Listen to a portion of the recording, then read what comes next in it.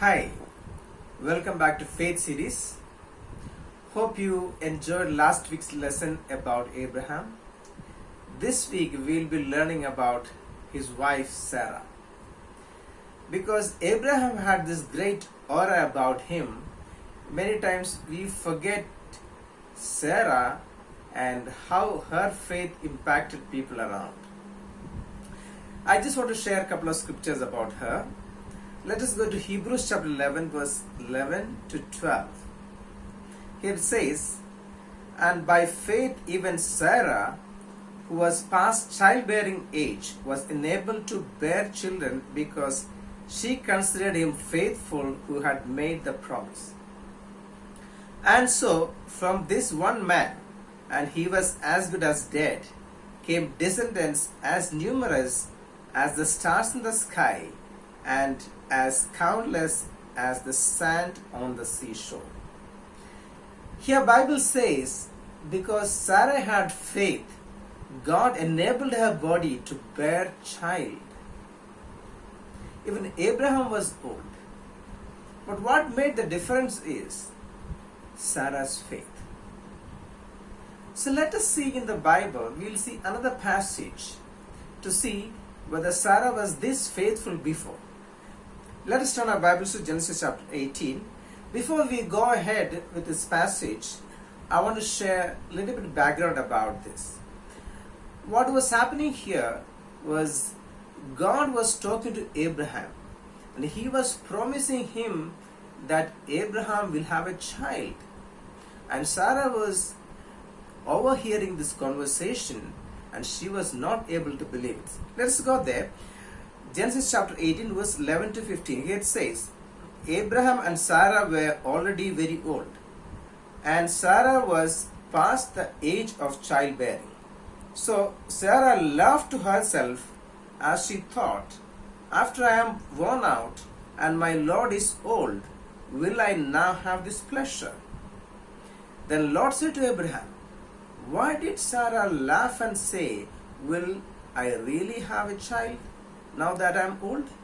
Is there anything too hard for the Lord? I will return to you at the appointed time next year, and Sarah will have a son.' Sarah was afraid, so she lied and said, 'I did not laugh.' But he said, 'Yes, you did laugh.'" Here we see when Sarah heard that God promising to Abraham that she is going to have a child and they both are going to have a child, she was not able to believe it. In fact, she lied too. So we see in the first passage, Sarah was faithful, but here we see she is struggling to believe, which means she grew in her faith from the first point where she was not able to believe, but later on we see because of her faith God is blessing her. Like a lot of us work in our offices, and our bosses expect us to have knowledge, in fact the updated knowledge about the work what we do. And a lot of us make that effort too. We study different things, we make that effort to grow in our jobs and in our knowledge.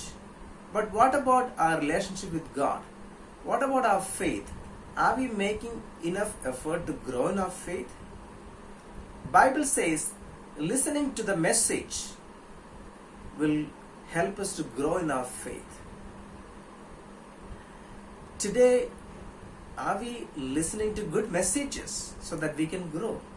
Are we reading good books which explains Bible deeply so that we can grow? Are we reading our Bible itself? So we have to make that effort to grow in our relationship with God, in our faith. If we can do it for our jobs, how much more we should do it to grow in our faith.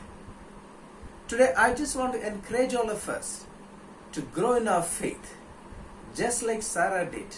Let us make whatever the efforts required to do that. Hope you will take this into heart and make enough effort to grow in our faith. Next week, we will be learning about Sarah's grandson, Jacob. So hope you enjoyed the lesson today. God bless you.